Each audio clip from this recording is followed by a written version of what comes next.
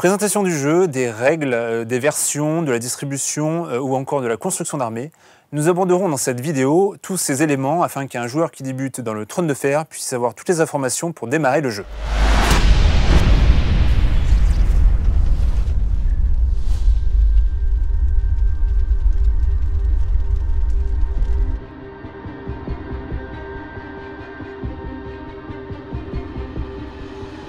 Merci à vous de suivre cette vidéo. Si vous ne connaissez pas encore Asof.fr, sachez que nous sommes une chaîne YouTube spécialisée sur le Trône de Fer. Donc n'hésitez pas à vous abonner ou à interagir avec nous sur les vidéos via les commentaires ou les boutons j'aime. Si vous êtes déjà joueur ou que vous connaissez un peu le Trône de Fer, sachez que j'ai bien chapitré la vidéo de manière à ce que vous puissiez naviguer sur les parties qui vous intéressent plus particulièrement. Sinon, sachez que Asof.fr est avant tout un blog d'informations sur le jeu. Mais c'est également devenu un portail aujourd'hui sur lequel vous retrouvez de l'actualité, une base de données, une section de téléchargement de fichiers, un constructeur d'armées et une boutique. Donc on est vraiment sur un portail global qui permet à tout joueur du Trône de Fer ou à ceux qui débutent de trouver l'information dont ils ont besoin.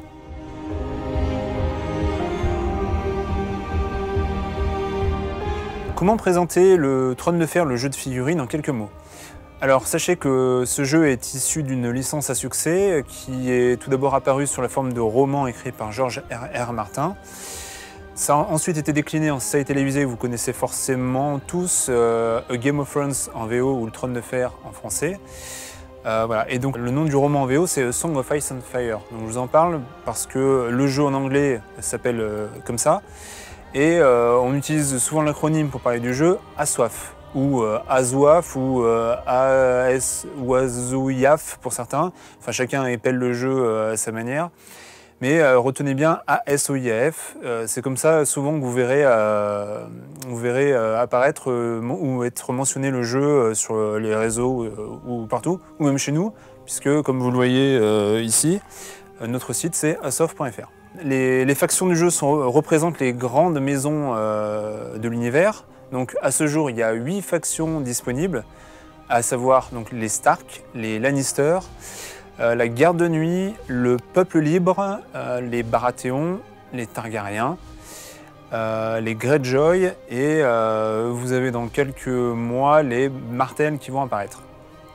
Il existe aussi une faction qui s'appelle les Neutres, alors qui n'a pas de starter ou de boîte de base comme les autres factions. Mais c'est un peu particulier parce que les neutres peuvent être joués avec n'importe quelle autre faction. Ils peuvent se jouer seuls, comme une faction classique, mais c'est les mercenaires sur les autres factions, hormis le Peuple Libre.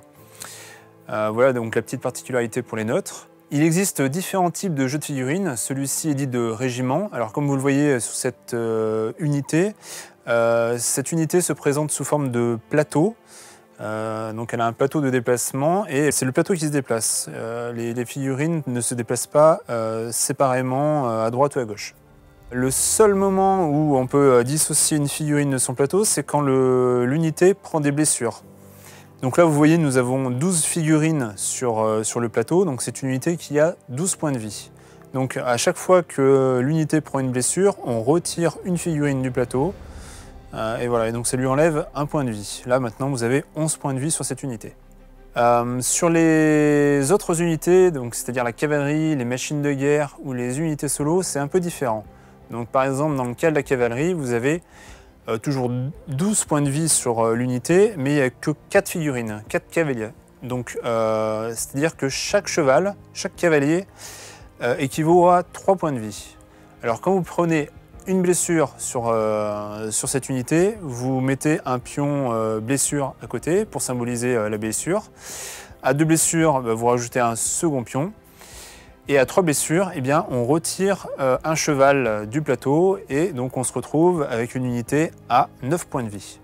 Lorsque vous activez une unité, vous avez la possibilité d'utiliser au choix l'une des 6 actions possibles, à savoir la manœuvre.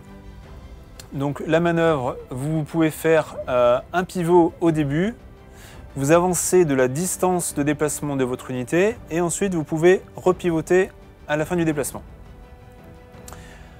Vous avez la possibilité de faire une marche Donc une marche, vous n'avez pas, comme la manœuvre, le pivot au début. Vous êtes obligé de faire un déplacement linéaire, rectiligne dans la direction de votre plateau de 2 fois la vitesse de déplacement de votre unité. Et à la fin du déplacement, vous avez la possibilité de faire un pivot. Ensuite, vous avez la charge. Alors la charge, c'est l'action qui vous permettra d'entrer en contact, ce qu'on dit en mêlée, en contact avec une autre unité ennemie, et ce qui vous permettra de lancer ensuite une attaque de corps à corps. Donc pour ça, vous avez la possibilité de faire un pivot au début de l'action. Ensuite, vous lancez un dé, et ce résultat est ajouté à la vitesse de déplacement de votre unité. Voilà, donc si vous vous déplacez à 5 et que vous faites 4, ça vous fait un déplacement maximum possible de 9 pouces. Donc si en avançant de 9 pouces, vous entrez en contact avec l'unité avant d'atteindre ces 9 pouces, vous avez réussi à charger l'unité ennemie. Donc une fois que vous avez fait une charge, vous avez la possibilité de réaliser une attaque. Donc sur le petit mouvement qu'on voit ici, c'est en fait avant l'attaque, vous avez le droit de repositionner votre plateau sur le plateau adverse. Donc vous avez 2 options, soit vous vous mettez à 100% de l'unité, donc le plateau face au plateau adverse, soit à 50% comme il était au début de cette petite animation. Et le 50% vous permet tout simplement de venir à 2 unités sur la même face de l'unité ennemie. Ça vous permet de charger à 2. Bon, il y a d'autres petites subtilités, mais en gros, c'est ça principalement. Donc voilà, donc vous avez le droit à la possibilité de vous réaligner et ensuite vous faites une attaque. Donc c'est un lancer de dés de l'attaquant et il y aura la défense du défenseur. Voilà. Ensuite, nous avons la retraite. Donc parfois, vous aurez envie de vous désengager de votre adversaire. Donc contrairement à ce qu'on peut voir sur cette petite animation, vous n'avez qu'un seul dé à lancer. En fait, c'est l'inverse de la charge. C'est-à-dire que vous allez lancer un dé et vous aurez la possibilité de faire un mouvement rectiligne de la valeur de dé plus la valeur de déplacement de l'unité. Donc là, on voit l'unité recule, mais il est aussi possible de partir sur un des côtés si vous en avez la possibilité. Voilà, on n'est pas obligé de partir derrière, on peut aussi partir sur un côté. Donc une fois que vous avez fait la retraite, comme la plupart du temps, vous avez la possibilité de faire un pivot. Voilà, et votre adversaire aura également la possibilité de réaliser un petit pivot là. Si vous souhaitez en savoir un peu plus sur ces actions, je vous invite à parcourir la chaîne YouTube. Vous trouverez quelques tutos sur les règles de jeu, notamment on n'a pas parlé de la ligne de vue, des attaques à distance, etc., du test de morale. Enfin, on en parlera un peu plus un peu dans la vidéo un peu plus tard. Donc n'hésitez pas à consulter, à naviguer un peu sur la chaîne. Il y a tout un tas de vidéos assez intéressantes pour ceux qui découvrent le jeu. Alors après chaque attaque, l'unité qui défend doit subir un test de panique. Alors un test de panique est automatiquement réussi si le défenseur n'a subi aucune blessure lors de l'attaque. Dans le cas contraire, il devra lancer 3 dés, donc 2d6 et 1d3. Alors pour réussir son test, il faudra que la valeur des 2d6 soit égale ou supérieure au test de morale de l'unité. Donc en admettant qu'une unité ait un moral de 6, il faudra faire 6 ou plus. Et dans le cas contraire, le test de panique sera échoué. Dans ces cas-là, le défenseur subira, enfin l'unité subira autant de blessures qu'il y a indiqué sur le D3, donc à savoir 1 à 3 blessures. Et il faut savoir aussi que le test de panique est un type de test de morale. Voilà, vous le verrez, ça a son importance dans le jeu en fonction de certaines cartes. Alors sur le trône de fer, on est sur un système de jeu à activation alternée, c'est-à-dire qu'un joueur à son tour active une unité, réalise une action, et une fois que cette action est terminée, c'est le joueur adverse qui, à son tour, active une de ses unités. Et on fait ça jusqu'à ce que toutes les unités de chaque joueur soient activées. Et donc les joueurs ont la possibilité d'activer une unité sur le champ de bataille, donc faire combattre des unités, déplacer des unités, etc. Mais la force du trône de fer, c'est aussi d'avoir une partie politique à ces guerres. Donc c'est-à-dire que vous avez des personnages, des unités non combattantes. Donc ce sont représentés par des personnages tels que Cersei chez les Lannister, Sansa chez les Stark ou Peter Baelish en neutre. Et donc ces personnages vont avoir la possibilité de s'activer sur le plateau politique. Donc voilà, c'est un plateau qui ressemble à ça. Et dessus, vous avez 5 zones de jeu. Donc on va voir ensemble à quoi correspondent chacune de ces zones. Donc nous avons la zone de la couronne. Elle permet de faire un test de panique à une unité avec -1 à son moral. Voilà, donc on l'a vu sur l'attaque, un test de panique, on lance 2 dés et il faut que le résultat de ces 2 dés soit supérieur ou égal au moral de l'unité. Sachant que là, cette zone offre -1 au moral adverse. Donc si une unité a 6 de moral, eh ben, elle devra faire au moins 7 sur son test pour le réussir. Nous avons également la zone de la richesse. Elle permet de soigner jusqu'à 3 blessures sur une unité et de retirer à cette même unité un pion état. Donc les pions état, on y reviendra un peu plus tard. On a ensuite la zone tactique. Elle permet de piocher 2 cartes et d'attribuer un pion état à une unité ennemie. Alors, effectivement, on a tout ce qui est unité sur le plateau, sur la table de jeu, donc les unités combattantes, les unités non combattantes. Et également, vous allez pouvoir interagir avec des cartes de jeu qui vont donner des aptitudes supplémentaires à vos attaques ou à vos défenses. Nous avons maintenant la zone combat, donc qui permet à une unité alliée d'effectuer une attaque, de mêlée ou à distance. Et enfin, nous avons la zone manœuvre, qui permet à une unité alliée d'effectuer une action de manœuvre ou de retraite. Alors le jeu se déroule en 6 rounds, c'est-à-dire qu'une fois que les 2 joueurs ont fini d'activer toutes leurs unités, qu'elles soient combattantes ou non combattantes, le round est fini et on passe au round suivant. Au bout de 6 rounds, on regarde quel est le joueur qui a le plus de points de victoire et le joueur qui a le plus de points de victoire remporte la partie. Toutefois, la partie peut s'arrêter avant, c'est-à-dire que dès qu'un joueur arrive à 10 points de victoire, la partie se termine. Enfin, on va jusqu'à la fin du round et la partie se termine. Alors comment avoir des points de victoire? Donc soit on tue une unité, et ça nous rapporte 1 point de victoire, soit on joue avec les pions du scénario, du mode de jeu qui ont été choisis. Donc soit généralement on gagne 1 point de victoire à la fin d'un round quand une unité contrôle un objectif, soit sur les scénarios à carte, en fonction de ce que vous avez réalisé, vous pouvez gagner 1, 2, 3, voire plus de points de victoire. Il est également possible de gagner la partie en tuant totalement l'adversaire, c'est-à-dire en rasant la totalité des unités combattantes sur le champ de bataille. Une fois que vous avez tué toutes les unités, la partie est terminée, que vous ayez atteint ou non les 10 points de victoire. Voilà, donc on va s'arrêter là sur les règles de jeu. Le but, c'était pas d'être exhaustif, c'était juste de vous présenter simplement les principales règles. Donc si vous voulez en savoir plus, je vous invite à consulter d'autres chaînes YouTube, d'autres vidéos, ou bien de lire les règles, le PDF que vous trouverez en ligne.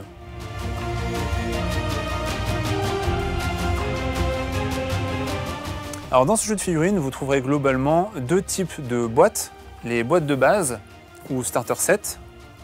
Donc c'est la boîte qui permet de démarrer le jeu, ainsi que des extensions qui viennent en complément de la boîte de base et qui vous permettent d'ajouter des unités ou des personnages à vos armées. Alors dans la boîte de base, qui est indispensable pour pouvoir débuter au Trône de Fer, vous trouverez tout le matériel nécessaire pour pouvoir jouer. C'est-à-dire que vous aurez un livre de règles, un plateau stratégique, une réglette qui vous permet de mesurer les distances, les terrains, donc le mur, les tas de cadavres, etc.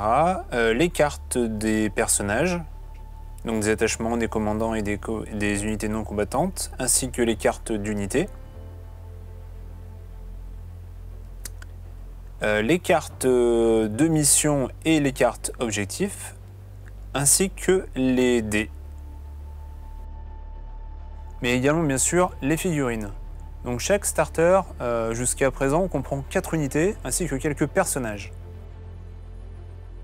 Alors les starters se trouvent chez vos revendeurs en version française dans les alentours de 100 € et en VO à peu près à 105 €. Exception faite de la première boîte du jeu qui est sortie, qui était le starter Stark vs Lannister, donc qui comprend 2 factions. Cette boîte est encore vendue à peu près à 150 €. Ensuite, vous avez les extensions, donc c'est des petites boîtes qui viennent en complément de la boîte de base, donc dans laquelle vous trouvez soit une unité, soit des personnages, et c'est ce qu'on appelle les boîtes de héros. Et donc ces boîtes se trouvent en version française à peu près 35 € et à peu près à 40 € en VO. Dans le microcosme du jeu de figurines, le trône de fer se situe plutôt en fourchette basse, parce que comme vous le voyez, donc avec 100, 150, 200 €, on peut rentrer dans le jeu de figurines et découvrir cet univers qui est génial. Une partie de trône de fer, en général, se joue à 40 points, c'est le format usuel, qui se joue dans à peu près 99% des tournois. Bien sûr, il est possible de jouer sur des formats plus gros ou plus petits. Alors je vous parle de ça parce que jusqu'à présent, les starters contiennent à peu près 35 à 40 points. Je ne sais pas s'il y en a à 40 d'ailleurs, je ne sais plus. Mais donc, ce qui voudrait dire que si vous souhaitez participer à un tournoi, il vous faudra acheter un starter et à minima une extension pour pouvoir atteindre ces 40 points. Alors donc pour atteindre ces fameux 40 points, il va être nécessaire d'acheter une extension supplémentaire. Donc moi, ce que je conseille à un nouveau joueur, s'il doit acheter une boîte, c'est d'acquérir une boîte de héros. Donc dans les boîtes de héros, vous allez trouver différents personnages, en fonction des boîtes, 5, 6, voilà, à peu près. Et dedans, vous aurez des unités non combattantes, vous aurez parfois des unités solo, par exemple un cavalier, et globalement, vous aurez aussi des commandants. Alors c'est très important parce que dans votre liste, vous avez les cartes de la faction qui vont vous donner une couleur, un type de jeu, mais votre commandant va ajouter quelques cartes dans votre deck de cartes. Et si votre commandant est offensif, vous allez avoir une liste plutôt offensive. Vous aurez des commandants défensifs, du coup qui vous donneront une armée un peu plus défensive. Donc c'est vraiment vos commandants qui vont vous permettre d'avoir différents types de listes au sein d'une même faction. Et c'est pour ça que c'est assez important d'avoir plusieurs générales à disposition, plusieurs commandants. Et donc ces commandants, on les trouve bien sûr dans la boîte de base, mais vous en avez des nouveaux, des supplémentaires dans les boîtes de héros. Donc par exemple dans la boîte de héros Stark, voilà, vous avez des attachements, des commandants et des unités non combattantes. Donc les commandants et les attachements, ce sont des personnages que l'on va ajouter à une unité pour que votre unité gagne certaines compétences. Voilà. Et les unités non combattantes, on l'a vu, c'est les unités qu'on va placer sur le plateau politique afin de réaliser certaines actions. Voilà. Après, en termes d'unités, j'ai pas spécialement envie de vous donner de conseils d'achat sur les unités parce qu'il existe vraiment de tout. Là, j'ai plus envie de vous laisser faire en fonction de vos choix, du type d'armée que vous voulez, si vous voulez de l'offensif, du défensif. Donc je vous laisse consulter un constructeur d'armée, vous verrez tous les profils et ça vous permettra de voir ce qu'il existe ou non. Voilà. Si vous avez envie d'avoir une unité de siège, il faudra peut-être partir sur une autre faction, sur la garde de nuit par exemple. Si vous voulez quelque chose une faction très mobile, peut-être partir sur les Targaryens. Du défensif, on partira peut-être plus sur du Baratheon, etc. Donc là, je vous laisse regarder ce qu'il existe et vous ferez votre choix en fonction. Voilà, donc on l'a vu. Pour pouvoir débuter, il faut compter sur un budget, on va dire, de 130 170 € à peu près, ce qui vous permettra d'acheter une boîte de base, une boîte de héros et éventuellement une unité supplémentaire. Et voilà, avec 170 €, on a vraiment de quoi partir sur le trône de fer et jouer correctement. Alors bien sûr, l'ensemble des références du jeu sont disponibles sur notre boutique, donc n'hésitez pas à faire un tour sur le site. Nous, on fait aussi bien de la VO que de la VF, donc on trouve vraiment de tout. Il y a aussi des accessoires, les accessoires officiels, donc que ce soit des packs de mise à jour, des bannières, des dés ou des décors. Enfin, vous trouverez vraiment tout sur la boutique asof.fr, donc n'hésitez pas à vous connecter. Ça participe aussi au développement du site. Et nous, c'est ce qui nous permet aussi de continuer à vous proposer un builder et de l'actualité assez régulièrement.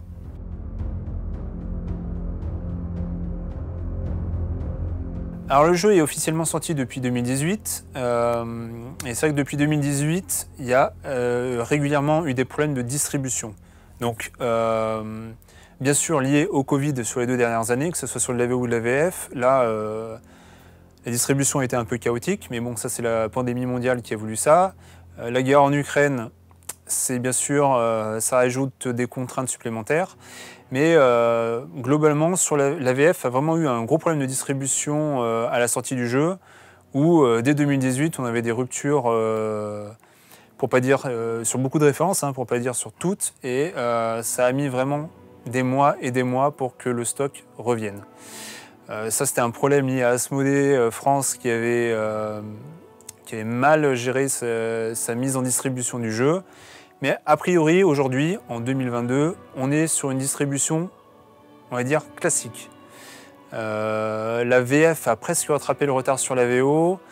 La façon dont Asmodée gère la distribution maintenant permet, en cas de rupture, de vite revenir sur du stock. Donc en quelques semaines, voire quelques mois, dans le pire des cas, mais on est loin des délais qu'on avait en 2018-2019, qui étaient vraiment horribles. Voilà. Donc, au niveau distribution, si ça peut vous rassurer, en rassurer certains sur ce que vous avez pu entendre, aujourd'hui, lancez-vous dans le jeu. Des boîtes, normalement, on en trouve, et en cas de rupture, ça revient assez vite, donc il ne faut pas hésiter à vous lancer dans le jeu à cause de ça. Voilà.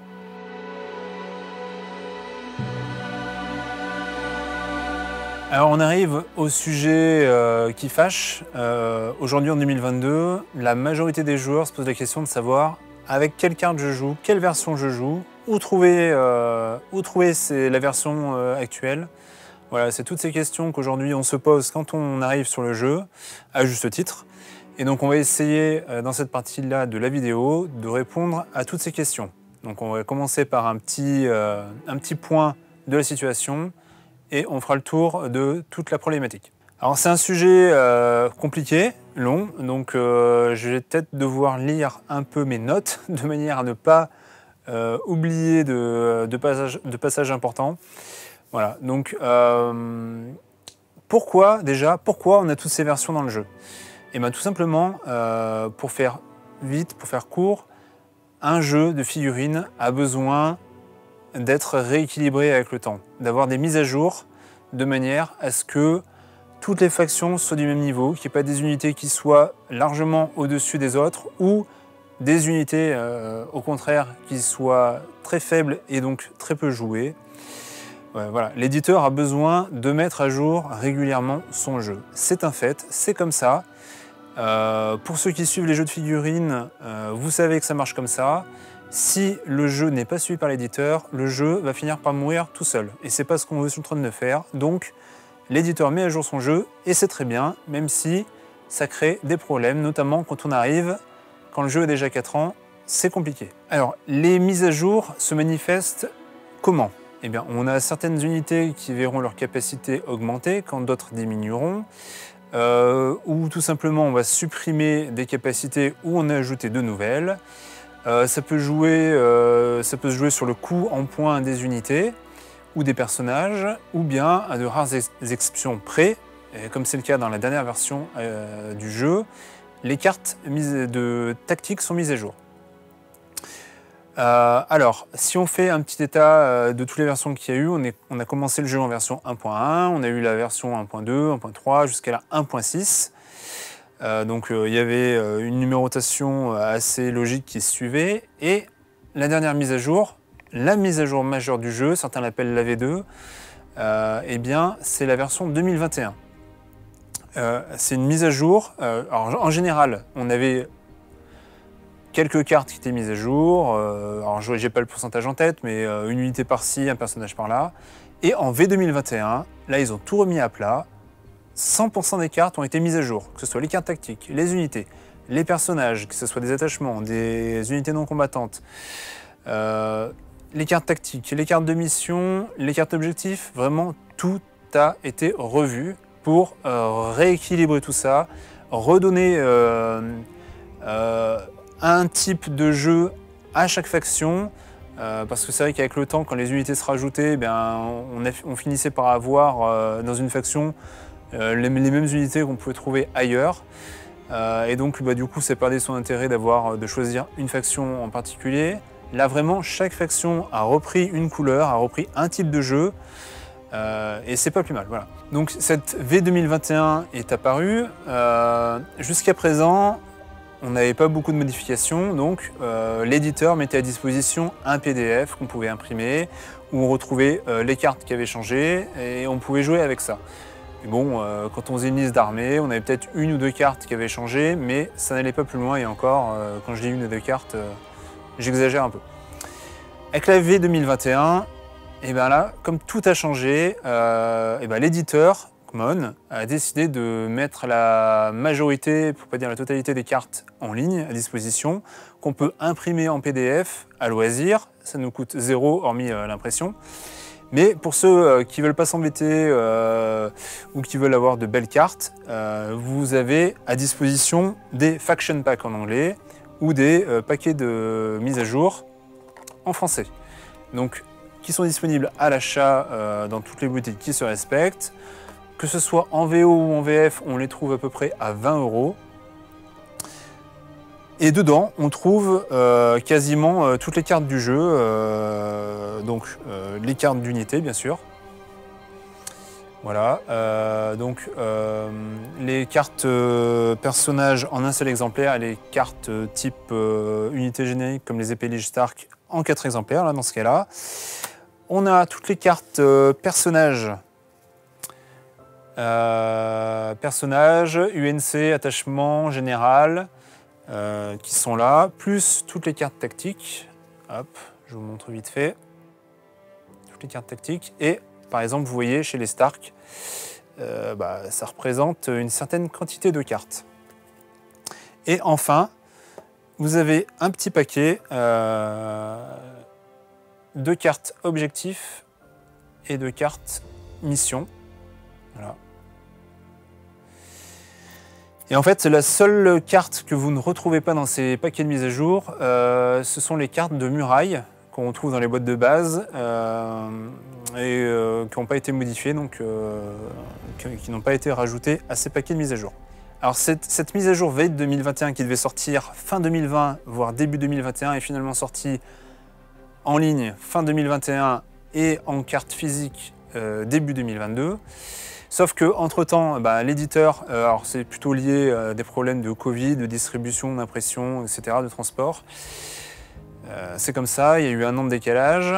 Sauf que derrière, l'éditeur a continué de mettre à jour son jeu, parce que d'autres unités sont sorties, d'autres factions également.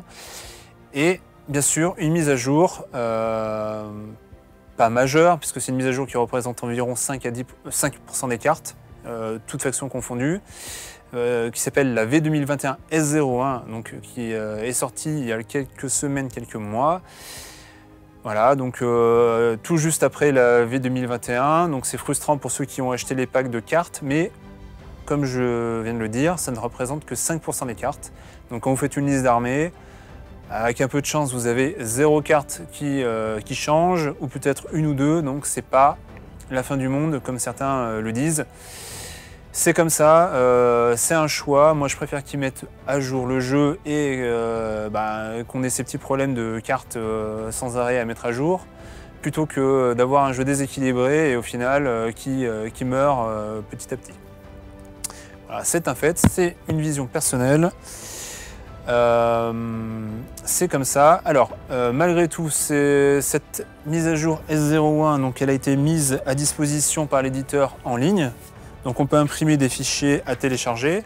Voilà, par exemple ça c'est une page Stark, vous voyez, vous l'imprimez à 100% et pas contenu ajusté, attention, si vous voulez respecter la taille des cartes originales. Vous imprimez ça, vous découpez, vous jouez, tout se passe bien. Pour ceux qui utilisent notre constructeur d'armée, eh bien vous avez la possibilité d'éditer votre armée en PDF. Ce qui vous donnera un joli PDF qui ressemble à ceci. Voilà, donc vous avez les unités avec les attachements. Derrière, sur la seconde page, on a les unités non combattantes. Et en dernière page, nous avons toutes les cartes tactiques à disposition. Voilà, donc vous mettez ça sur le bord de table, vous jouez sans problème avec les dernières cartes. Vous pouvez aller sur notre builder. Dès qu'il y a une mise à jour de cartes qui est faite, vous pouvez y aller nous, on met à jour, que ce soit de l'AVF ou de la VO, enfin la VF quand on l'a à disposition, mais en tout cas en VO, c'est toujours mis à jour dès qu'une carte sort, elle est en ligne, bien avant l'application officielle souvent, donc n'hésitez pas à aller sur notre builder, il fonctionne très très bien. En ce qui concerne les boîtes de jeux que vous achetez dans le commerce, attention, tout ce qui est sorti après mai-juin 2021, il y a la V 2021 automatiquement incluse dans les boîtes. Donc tout ce qui est Greyjoy, c'est tout en V 2021, mais par contre tout ce qui est avant, on sera toujours sur les versions 1.6, voire antérieures, tout simplement parce que le stock est tel qu'il faut au moins 1 an pour que tout le stock d'anciennes versions disparaisse pour voir apparaître les nouvelles versions. Donc faites attention, même si vous achetez une boîte neuve, vous n'aurez pas forcément la dernière version. La S01 par exemple, vous la trouverez dans aucune boîte à ce jour. Au mieux, vous aurez la V 2021, mais vous n'aurez pas la V 2021 S01. Donc, dès que vous achetez une boîte, vous allez sur le builder, sur War Council, sur notre builder à nous, vous allez voir quelles sont les cartes qui sont jouables actuellement, de manière à ce que vous ne vous trompiez pas quand vous faites une partie. Voilà. C'est important. Je reviens aussi sur les versions. Quand vous jouez avec un adversaire, vous vous mettez d'accord sur la version, la 1.6, la V 2021. Ce qui est important, c'est que les deux joueurs jouent avec la même version. Par contre, il est impossible de jouer un joueur avec une version 1.6 par exemple et un joueur avec la version 2021. C'est incompatible. Enfin, vous pourrez jouer, mais ce sera totalement déséquilibré. Donc, faites attention, les deux joueurs doivent jouer avec les mêmes versions. Sachant que quand vous faites un tournoi, globalement, il se joue toujours sur la dernière version sortie. Donc si vous faites un tournoi demain, ce sera un tournoi en V 2021 S01. Donc faites bien attention à ça. Mettez vos cartes à jour si vous voulez faire des parties en tournoi. Si vous allez en association, c'est pareil. Souvent on joue en dernière version. Bah, après vous verrez avec les joueurs, mais globalement, renseignez-vous sur la dernière version. Tout ce qui est en gros sur notre builder ou sur War Council, c'est la version en cours, c'est la version actuelle, donc c'est ce qui fait office de référence. Voilà. Donc en ce qui concerne la V 2021 S01, comme je vous l'ai déjà expliqué, vous avez tous les fichiers disponibles sur le site de l'éditeur ou sur asof.fr. Par contre, en ce qui concerne l'AVF, déjà même la 2021, vous ne la trouverez pas en ligne parce que c'est un choix politique d'Asmodée France qui ne veut pas mettre à disposition les fichiers. Donc vous n'aurez pas de PDF en V 2021. Vous n'aurez pas de carte française sur les builders pour l'instant. Voilà, c'est comme ça. Donc si vous voulez jouer en V 2021, il vous faut forcément en français acheter les paquets de mise à jour. Et en ce qui concerne la V 2021 S01, à ce jour elle n'est pas disponible en français. Donc si vous voulez jouer dans cette version, ce sera forcément en VO. Alors Asmodée France va vous proposer cette version S01 en français, mais il faudra attendre encore quelques semaines, voire quelques mois, le temps que tout soit mis en place. Donc aujourd'hui, je le répète, la dernière version, si vous voulez jouer avec la dernière version, ce sera forcément en VO. Donc encore une fois, si vous voulez jouer avec les dernières versions, vous trouverez les cartes sur l'application officielle War Council ou sur asof.fr sur notre builder, builder.asof.fr. Voilà, ce sont les deux endroits où vous aurez forcément la version actuelle du jeu et là où vous trouverez les bonnes cartes pour jouer.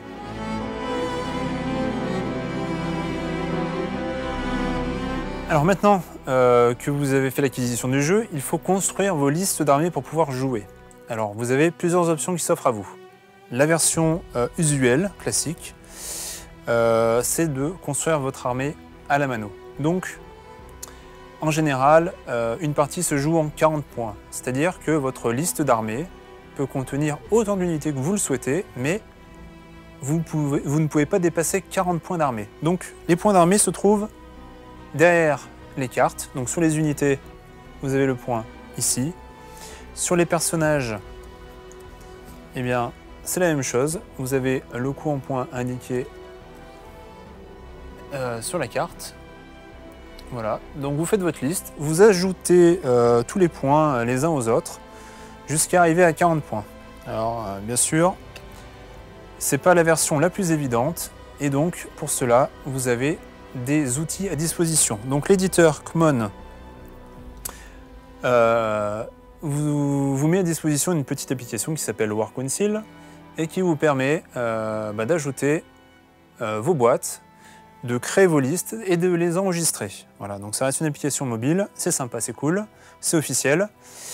Mais moi je vais vous proposer mieux. On a également sur asof.fr construit un constructeur d'armée, un builder qui offre tout un tas d'options que vous n'avez pas sur Workouncil ou sur d'autres builders.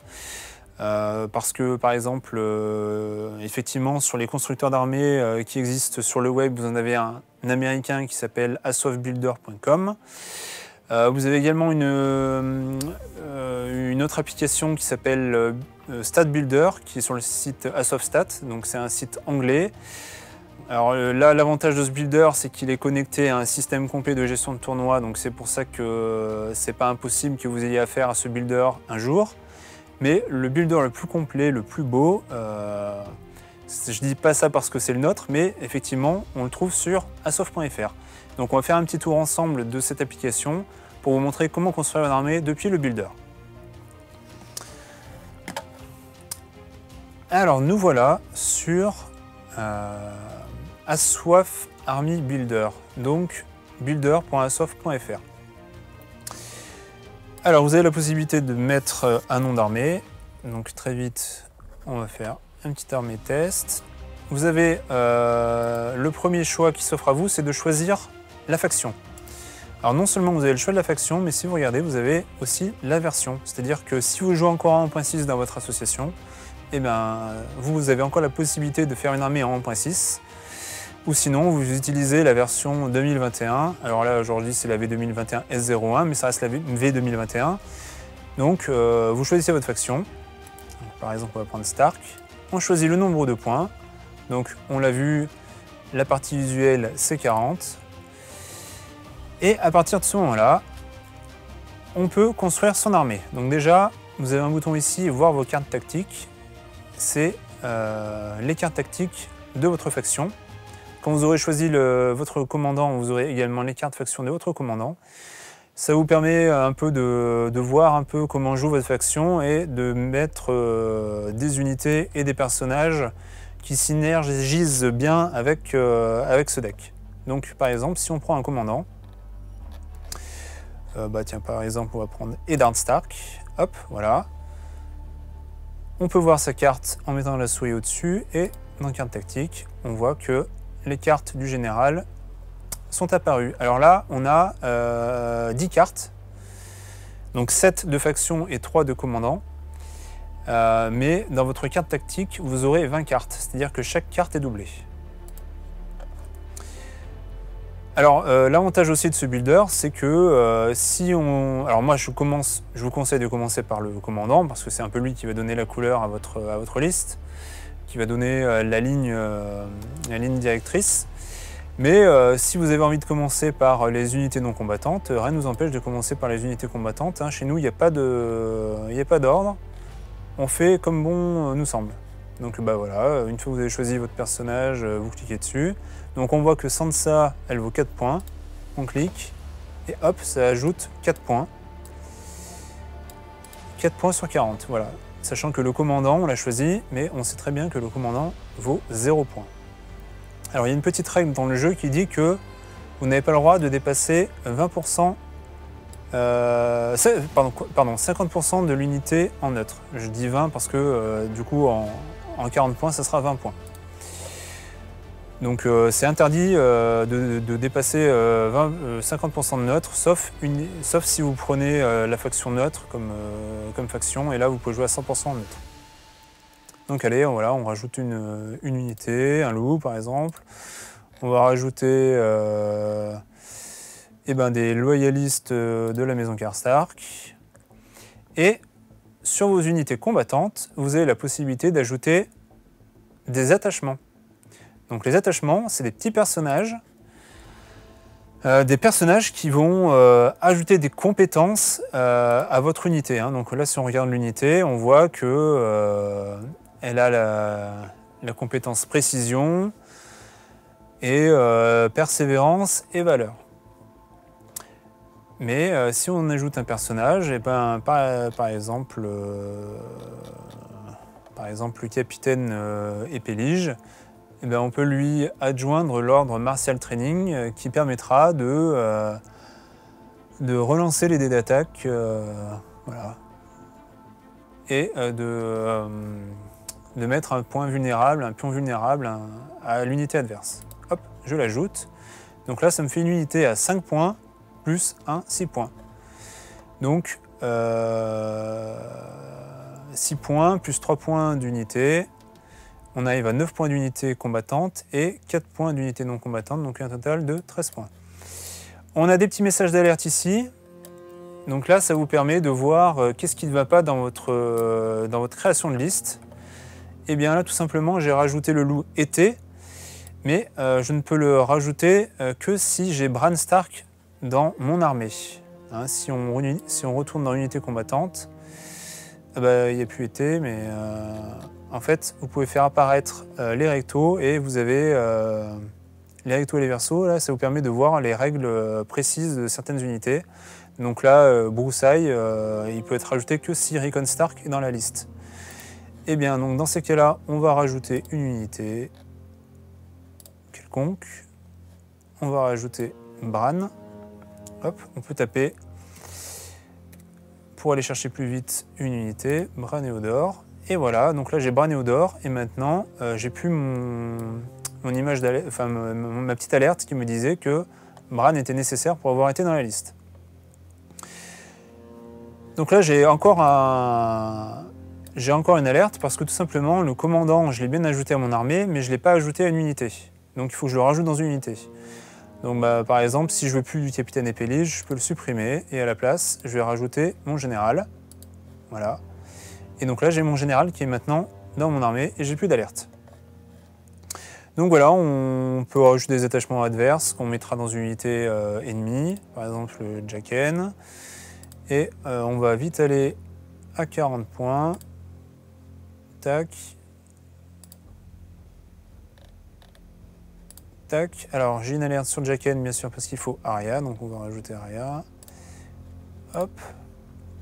Je suis à 33 points, donc je vais rajouter encore une unité. Unité d'archer, par exemple. Il me manque un point. On va rajouter un petit attachement à un point, donc par exemple le Bolton Flyer. Et voilà, ça y est, j'ai atteint ma liste de 40 points. Donc là, on voit que mon commandant est ici, avec le petit C. C'est Eddard Stark. On voit toutes les unités et les attachements qui sont dedans. Donc on voit que sur les loups, on ne peut pas rentrer d'attachement. Et puis globalement, de toute façon, si vous avez la possibilité... Alors en général, c'est un attachement, mais si vous avez la possibilité d'avoir 2 attachements, vous aurez un second plus qui apparaîtra dessous. Ça dépend des factions et des attachements, hein, mais globalement, on peut mettre un attachement. Voilà, donc une fois que vous avez votre armée, vous pouvez bien sûr l'enregistrer ici. Hein, voilà. Vous pouvez également la partager, donc vous avez plusieurs possibilités. L'export TTS, c'est pour ceux qui jouent sur le jeu en ligne, donc disponible sur Tabletop Simulator. Voilà, donc vous pouvez créer vos armées sur notre builder et une fois que vous êtes sur TTS, vous pouvez importer votre armée pour jouer avec une liste plutôt que de la créer difficilement sur TTS. Voilà. Vous avez également la possibilité d'exporter en TXT, donc en fichier de texte. Donc là, vous voyez, ça se colle dans le presse-papier. Par exemple, si vous voulez partager une liste sur Facebook, par exemple, et hop, vous copiez un TXT. Alors là, je vous montre dans le bloc-notes. Voilà.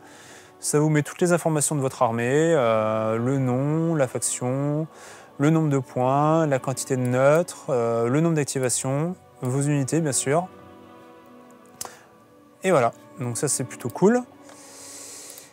Et la dernière option de partage, on l'a évoqué tout à l'heure, c'est le PDF. Donc ça vous permet, quand vous arrivez en tournoi, d'avoir votre liste imprimée et de la présenter aux joueurs adverses. Ça vous permet, si vous n'avez pas les unités, eh bien, de jouer avec des proxys et d'avoir les cartes sous la main quand vous faites une partie chez vous pour tester ou dans votre association. Voilà, donc c'est super cool. Pour l'instant, il n'y a que Workouncil qui propose un export PDF, mais il n'y a que du texte. Donc là, au moins, vous avez un export visuel qui est vraiment cool. On est super content d'avoir fait ça et de vous proposer ça. Et bien sûr, c'est une utilisation 100% gratuite. Voilà, donc vous pouvez resetter vos armées. Si vous vous connectez... alors je vais me connecter pour vous montrer.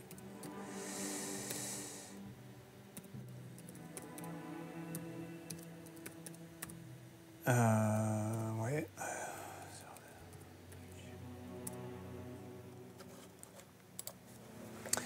Une fois que vous êtes connecté, vous avez la possibilité d'accéder à toutes vos armées enregistrées. Voilà, tout simplement. Vous pouvez trouver toutes vos listes de cette manière. Vous avez des filtres en haut, donc qui vous permettent de filtrer par faction. Alors vous en avez deux, tout simplement parce que... Alors vous en avez deux. C'est quand vous avez des listes en 1.6 ou des listes en 2021. Voilà, vous avez les deux pictos. Et de la même manière, quand vous ajoutez une unité, vous voyez que dans la liste, vous avez toutes les unités Stark, par exemple, mais également les unités neutres. Vous pouvez voir les cartes verso, etc. Je vous montre aussi pour les commandants, vous avez la possibilité d'afficher les cartes tactiques. Donc, ce qui est vraiment bien quand vous ne connaissez pas les personnages, au moins vous pouvez regarder les cartes et voir si le commandant satisfait à vos attentes ou pas. Pour les personnages tels que par exemple Robb Stark, vous avez aussi le petit picto autre carte qui vous permet d'afficher les cartes qui sont liées. C'est-à-dire que avec Robb Stark, vous avez par exemple Vangri qui est affilié. Voilà, c'est-à-dire que Vangri ne peut être mis dans votre liste que si vous avez Robb Stark. Et donc, le petit truc que je voulais vous montrer cool, c'est tous les filtres. Donc, on a vu qu'on avait les unités Stark et les unités neutres. Si on ne veut pas de l'unité neutre, hop, on désactive le neutre et on n'a plus que du Stark. Inversement, si vous cherchez une unité neutre, hop, vous mettez que les neutres. Et vous avez aussi un filtre par type d'unité. Donc si vous cherchez de la cavalerie neutre, eh bien, il vous suffit d'activer cavalerie et neutre. Et là, vous avez les cavaleries neutres. Voilà. On veut pareil chez les Stark. Voilà. Si on veut du monstre chez les Stark, eh ben, on n'a que les loups. Les voilà, on n'a que les loups. Et si on veut que de l'infanterie, tout simplement, on clique sur infanterie. Voilà. Voilà, donc j'espère que ce petit tour sur notre builder vous aura permis de comprendre comment construire une liste d'armées. Donc n'hésitez pas à utiliser ce builder ou Workouncil, de toute façon à votre préférence, sachant que bien sûr notre builder est disponible en ligne, mais donc sur PC, mais bien sûr vous pouvez y accéder sur votre téléphone portable. Le site est totalement responsive, donc l'affichage est très adapté au format portable.